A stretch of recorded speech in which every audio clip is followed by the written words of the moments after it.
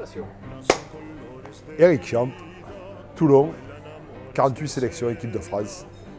3 Coupes du Monde, 87, 91 et 2019. Et oui, bien sûr, je me prépare. Pour moi, c'est quoi une Coupe du Monde? En fait, c'est pas une bonne question, c'est une belle question. Une Coupe du Monde, quel que soit le sport confondu, c'est un moment de rencontre de toutes les nations qui pratiquent ton sport et qui te permettent de dire l'équipe dans laquelle je joue, le sportif que je suis, si jamais tu as le grand privilège, le grand honneur de gagner, je suis champion du monde. Et là, tu montes sur la Lune et tu regardes la Terre d'en haut et tu dis, voilà, papa il est là et papa il a gagné la planète. Et puis voilà, donc nous on a pris le chemin de la Lune, on s'est arrêté à mi-chemin, mais bon, on était sur une bonne voie. On était sur une bonne voie. Voilà ce que c'est la Coupe du Monde pour moi. Parce que malheureusement, on regarde dans le rétroviseur, tu sais, quand tu es sportif de haut niveau, et comme ça, joueur de rugby, en plus l'époque à laquelle j'ai participé, les émotions, elles sont formidables, elles sont très concentrées, on va dire, sur entre 10 et 15 ans. Et puis après, la vie est différente. Et je ne dis pas qu'on ne l'apprécie pas à sa juste valeur, mais les choses vont tellement vite.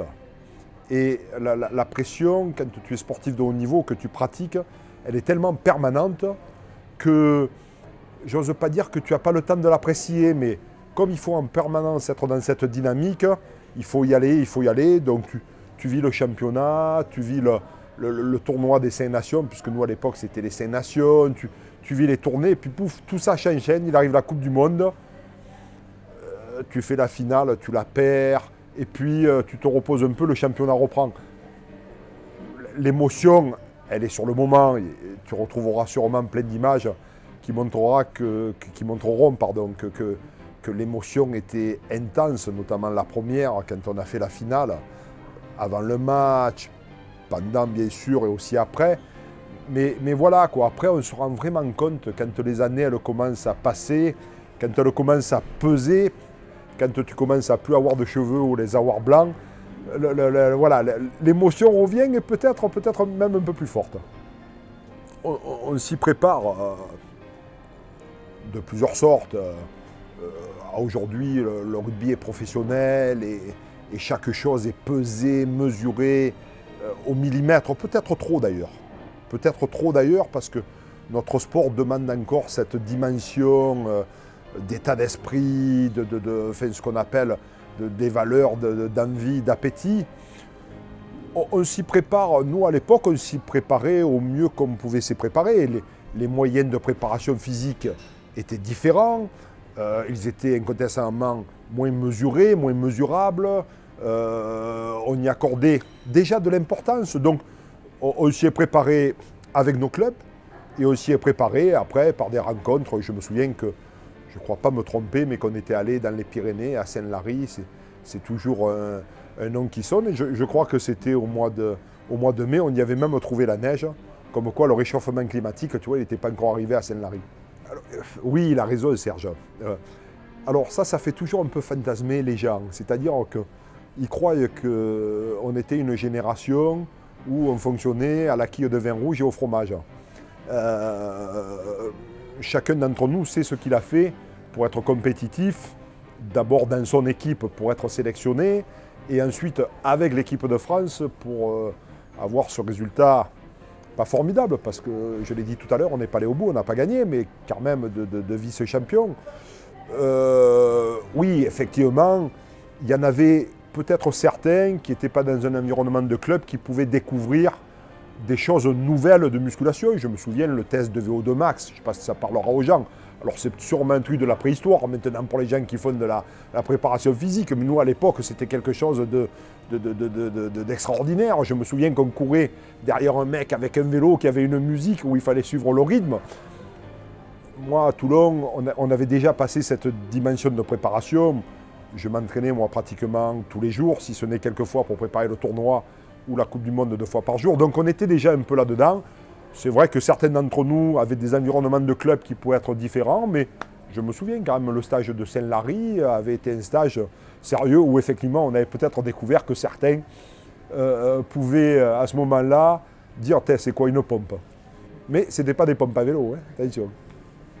C'est une question, celle-là, difficile.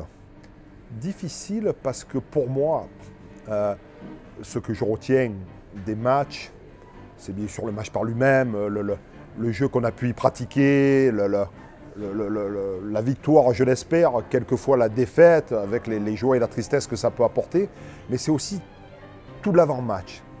Comment on s'y est préparé, le moment de la remise des maillots, le regard des uns par rapport aux autres, ça me file encore le frisson, quoi, la tension à un moment donné qui monte, parce que c'est un sport de combat, le rugby, même si on veut nous expliquer aujourd'hui qu'on doit le jouer dans des salles de spectacle avec des pelouses extraordinaires où la boue n'a plus rendez-vous, ça reste quand même un sport de combat.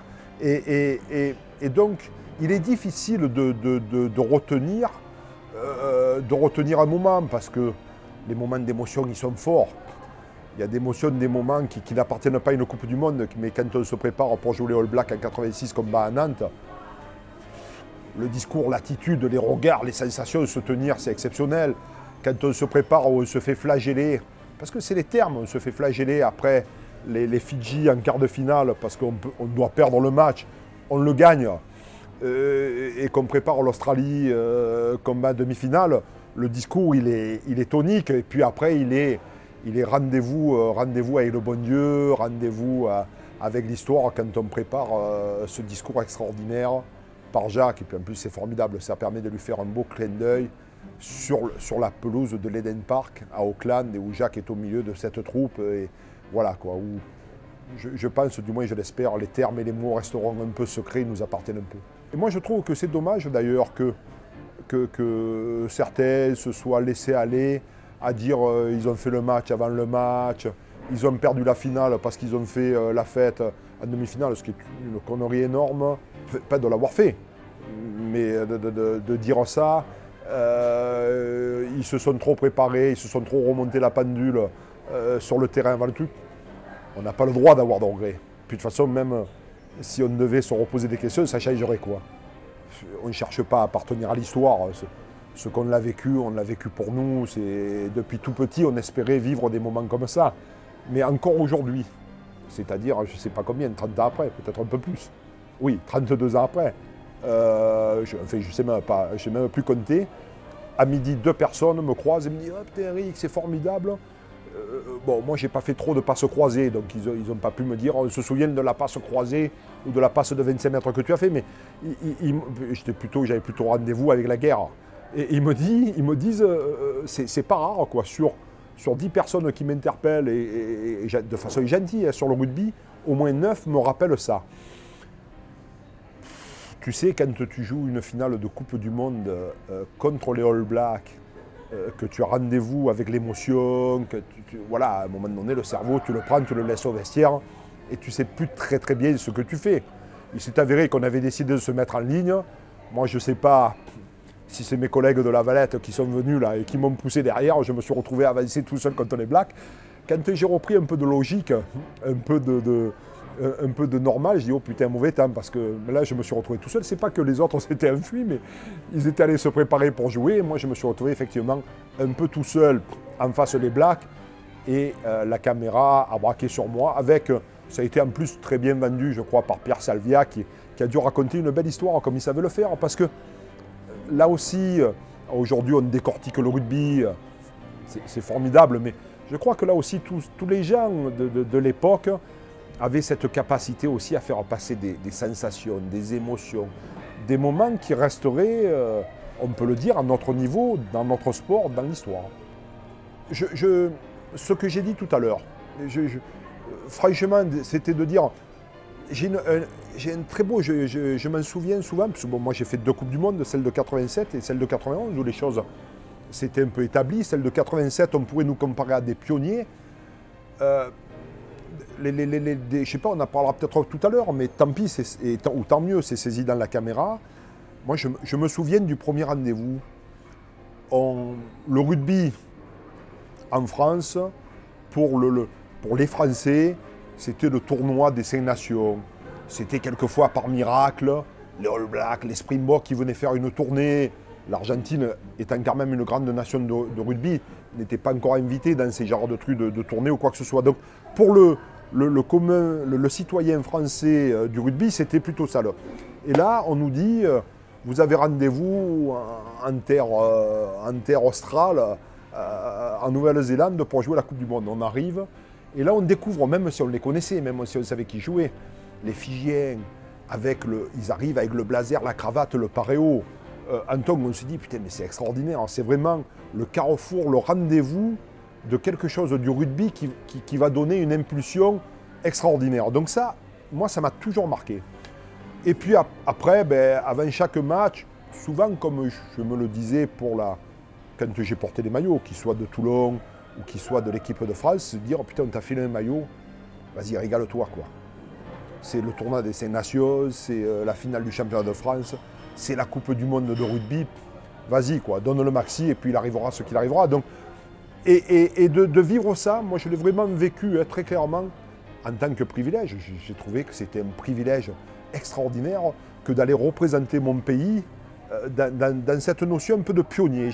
J'avais ce sentiment de pionnier parce que je raisonne, je crois, parce que ça a fait date. En plus, c'était beau de faire la finale. Et donc j'avais ce sentiment de pionnier par rapport à notre sport et par rapport à notre pays, à notre nation. Alors après, où on rajoutait la connerie ancestrale qu'il nous fallait, mais on était sûrement sélectionné aussi en équipe de France pour amener cette connerie-là, quoi. C'est difficile cette question parce que c'est difficile de parler de soi au rugby parce qu'on est dans un collectif et c'est difficile. Enfin, moi, j'ai deux certitudes. C'est que dans cette équipe, moi où je m'y suis régalé, il semblerait qu'on ait régalé un peu aussi les gens qui nous ont regardés. Il y a deux joueurs qui faisaient la différence. Il y avait, on va dire, 13 soldats plutôt de bon niveau et qui devaient sortir les ballons comme il faut pour que deux divas qui s'appellent Philippe Sella, Serge Blanco, aillent marquer les plus beaux essais du monde. Je veux dire, les accélérations de Philippe Sella contre l'Australie qui marquent d'ailleurs un essai et qui permettent que Serge marque l'autre, les essais du bout du monde de Serge Blanco. Voilà, quoi, je veux dire, tu as Messi et Pelé dans ton équipe. Et avec ça, tu peux gagner des Grands Chelem, gagner 5 tournois d'affilée et faire des finales de Coupe du Monde. C'est dommage qu'on n'ait pas été capable de mettre plus de force pour leur donner aussi le trophée de la Coupe du Monde, parce que c'est vraiment des divas, quoi. Donc moi, sur ce que je connais du rugby, et sur le moment où j'ai participé, waouh, là, il y a du monde. Rien. Pas le moindre truc. Alors c'est sûr, tout le monde dit sûrement la même chose, mais vraiment pas le moindre truc. Peut-être de dire, oh, putain, profites-en encore plus de ces gens. Un truc, c'est que moi je parle pas bien de speak very well l'américain. Je parle pas très bien l'anglais, et c'est un frein maintenant, parce que quand je croise des mecs entre qui j'ai joué, ça m'ennuie, j'allais dire un gros mot, mais on ne peut pas le dire à la télé. ça m'ennuie de ne pas parler anglais pour ne pas refaire le monde avec lui et s'expliquer. Et ça m'ennuyait déjà à l'époque parce que, voilà, quoi, ça aurait été sympa. J'ai passé un très bon moment après la finale avec Michael Jones, que j'ai eu le plaisir de revoir l'an dernier, qui était un joueur immense des All Blacks, qui fait que, pareil, qu'une équipe peut être championne du monde. Donc, peut-être mon vrai regret, c'est de ne pas avoir parlé l'anglais, pas du tout, pas assez correctement, pour pouvoir entretenir sur le moment et puis encore après des vraies relations comme j'arrive à l'avoir avec ceux avec qui j'ai joué ou contre qui j'ai joué en France. Non. Je veux dire, c'est pas une question de malchance, parce que ça voudrait dire que ceux qui ont été champions du monde ont de la chance. Je veux dire, non mais vraiment, donc après on peut toujours t'expliquer, redécortiquer les techniciens, mais je laisse ça aux techniciens. Puis de toute façon, on pourrait dire qu'on n'a pas été chanceux ou que c'est l'arbitre qui nous l'a mis. Non, je pense que réellement, les gens qui ont été champions du monde, c'est ceux qui le méritaient. Réellement. Voilà, non, je suis triste. Je suis triste que ma nation, que je mets encore, je ne vais pas parler au passé, que je mettais, parce que les résultats montrent que, putain, avant, on régatait avec les Blacks, on régatait avec les Springboks, avec les meilleurs pour être champion du monde. Putain, maintenant, on régate avec l'Italie pour ne pas avoir la cuillère de bois. Je suis triste de ça. Mais donc, je suis triste que notre nation, depuis 87, sur je ne sais pas, ça fera combien de Coupes du Monde, mais n'ait pas ramené ce trophée formidable, parce que moi, je suis foncièrement persuadé qu'on est une grande nation du rugby. Toutes les grandes nations du rugby ont ramené la Coupe du Monde. Les Blacks, je crois, 2 fois, les Springboks, 2 fois, l'Australie, l'Angleterre. Je pense réellement qu'on est l'une des vraies grandes nations du rugby à n'a pas avoir encore ramené la Coupe. Et si je dois souhaiter quelque chose à nos joueurs, à nos jeunes qui vont porter nos couleurs là en septembre au Japon, allez-y, ramenez-nous là, parce qu'on en a vraiment besoin. Ce sera bien pour vous, mais vous ne pouvez pas savoir. Et nous, ça fait un moment qu'on y court après. Hein. J'espère réellement. J'espère réellement. Alors, peut-être les règles du jeu actuelles, les caméras, 25 arbitres sur le terrain, auraient fait que j'aurais peut-être été un peu moins turbulent. Mais non, putain, non, je ne rien changé. Non. Non, turbulence absolue. À fond les manettes. Et cette question, elle est formidable. Elle est formidable parce qu'il y a un dicton qui dit une équipe, pardon. Et après, moi, dans ma vie professionnelle, je l'ai mis au service de l'entreprise. Une équipe qui rit est une équipe qui gagne. Et je peux te dire que j'ai traversé le rugby et s'il n'y a pas de joie, il n'y a pas de bonne équipe. Et réellement, que ce soit à Toulon, mais encore maintenant avec les anciens, en équipe de France, à l'époque et encore maintenant, la rigolade, la déconnade était au rendez-vous. Ce qui ne veut pas dire que, tu l'as vu avec les images, tu le retrouveras sûrement. Quand on rentrait, on n'allait pas se promener, on n'allait pas au théâtre. Mais la joie, la rigolade, elle avait rendez-vous tous les jours. En plus avec des gens comme Jacques Fouroux, la rigueur, la truc. Mais une fois que tout ça a été réglé, on avait rendez-vous avec la rigolade. Parce que, et franchement, j'en sais rien, je ne veux pas faire les gris, je ne veux pas faire l'ancien combattant. J'aimerais, comme une mouche, aller un peu auprès de l'équipe de France pour être sûr qu'ils ont rendez-vous avec la rigolade. J'en doute un peu, parce que quand après le match, gagné ou perdu, on te dit qu'il faut retourner à Marcoussis pour aller voir la vidéo, tu ne dois pas avoir trop envie de rigoler. Enfin, moi, je sais que si demain, je devais retourner dans le rugby, quelque chose que j'ai appris et que j'ai apprécié quand j'ai joué, et au plus haut niveau, c'est qu'il y a la rigueur, il y a l'entraînement, il faut gagner les matchs, mais il y a aussi, on est 25, on est 30, on part à l'autre bout du monde, les gars. Ayez la banane. On a rendez-vous avec la banane. Et je crois que ça, c'est, je ne sais pas un pourcentage, comment je pourrais dire, mais c'est un pourcentage très important pour qu'un groupe vive bien et pour qu'un groupe gagne, et une équipe gagne. Donc, le sentiment qui me marque le plus, c'est celui-là. Elle n'est pas à moi. Mais je trouve que c'est... Ça me file le frisson d'en parler, parce qu'il aurait peut-être mérité de ramener la Coupe du Monde pour la France. Cette phrase, elle est à Jean-Pierre-Rive. Elle est... parce que je la trouve extraordinaire. Quand tu questionnes Jean-Pierre sur qu'est-ce que c'est le rugby, il te dit c'est une bande de mecs, ils jouent avec un ballon, où le ballon est au milieu, et puis un jour, parce que c'est comme ça, tu es dans l'âge, on lève le ballon et il reste les mecs. Et il y a Daniel Dubroca qui m'a appelé hier parce qu'au mois de juin, il nous a invités autour d'un repas pour qu'on se regroupe. Le rugby, c'est ça, quoi. C'est à un moment donné, une bande de mecs. On a mis un ballon au milieu pour un peu se castagner, pour un peu se mettre les oreilles de travers et se faire ouvrir les arcades. On a essayé de marquer des essais, de se faire des belles passes. On s'est régalé, on a enflammé les stades où on s'est fait huer. Et puis un jour, on lève le ballon, il reste les mecs. Et réellement, moi, chaque fois que je croise un d'entre nous, avec qui j'ai joué, qui a joué avant moi, après moi ou qui joue maintenant, on a envie de s'aimer les uns les autres, quoi. Donc vraiment, je trouve cette phrase extraordinaire. Je pense qu'on ne parle plus du même sport. Je pense qu'on ne parle plus du même sport. Je pense que le rugby a pris une dimension physique en termes de vitesse, en termes d'impact, en termes de choc, qui était différente avant. Avant, on pouvait avoir des chocs, on va dire un peu illicites. C'est bon le terme illicite? Un peu illicite, un peu braconné.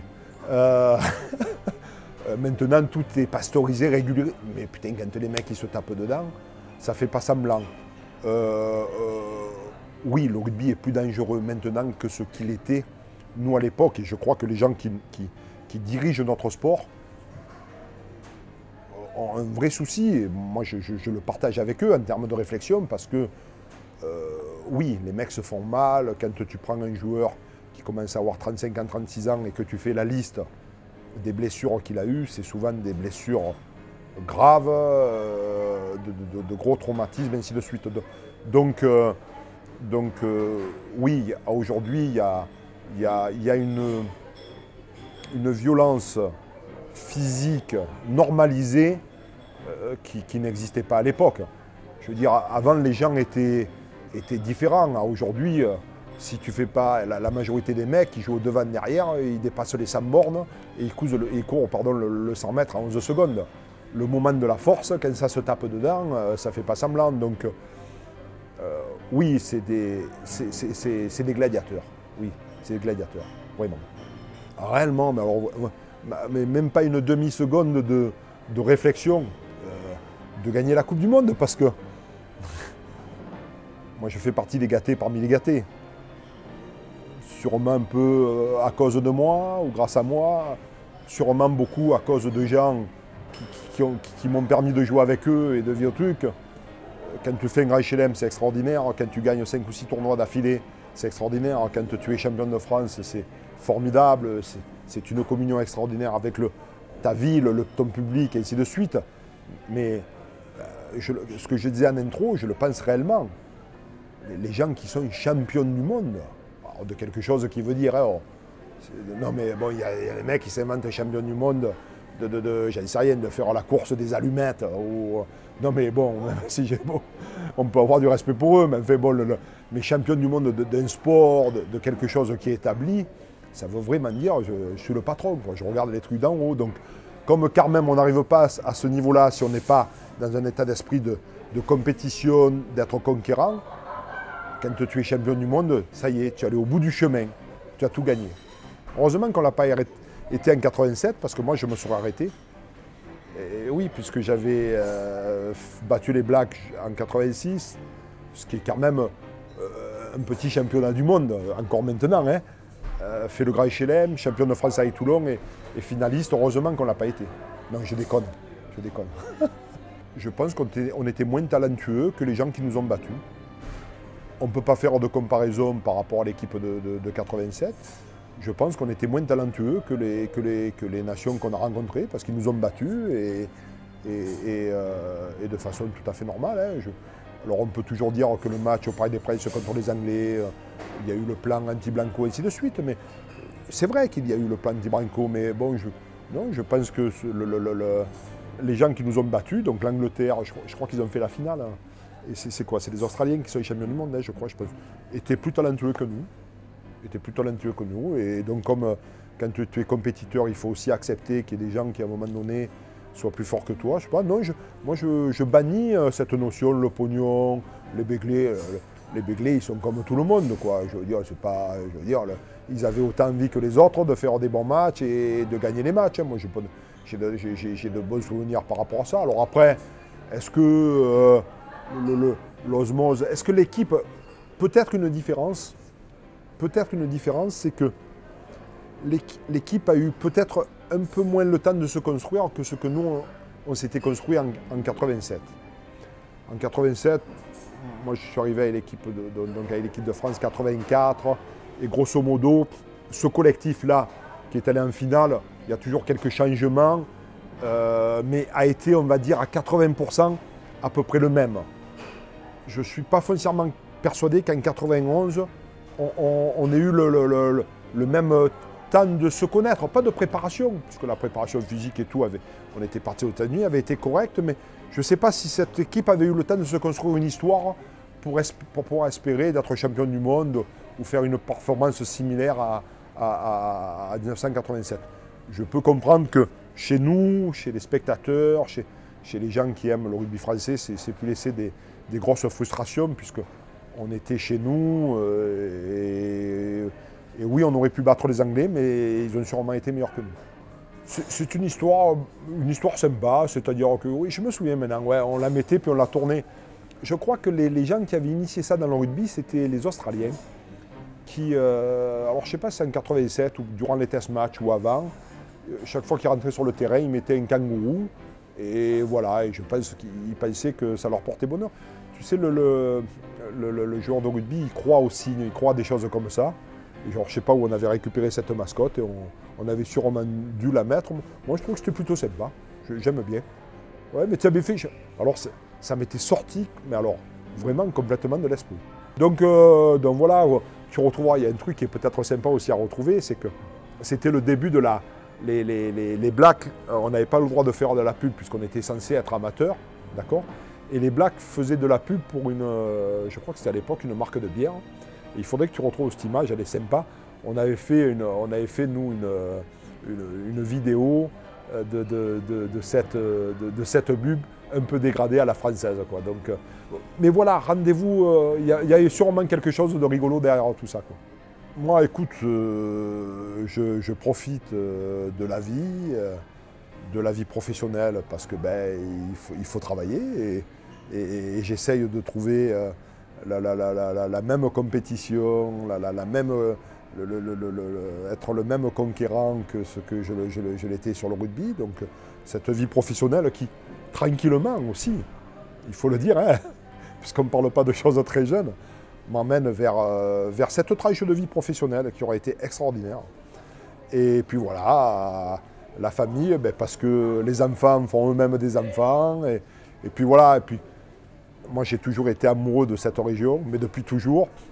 J'ai le grand privilège de pouvoir y vivre, de pouvoir en profiter. On a la mer, les îles. Et c'est vrai que pour moi, ça c'est un vrai privilège. Et donc, d'ailleurs, je m'apprête à le vivre encore plus fortement. Avec TF1, je ne suis pas persuadé que... Parce que ça fait 3 ans. Maintenant, très clairement, revenir dans l'environnement du rugby, quand je dis bénévole, enfin, pour apporter du dynamisme, travailler autour du rugby, faire que... pourquoi pas? Pourquoi pas? Mais sur les médias avec lesquels je vais, entre guillemets, travailler pour la Coupe du Monde, ce n'est pas encore complètement défini. Mais aller apporter, si tu veux, certaines choses et renvoyer au rugby ce qui m'a apporté, aujourd'hui, ce seront des choses qui m'intéresseraient.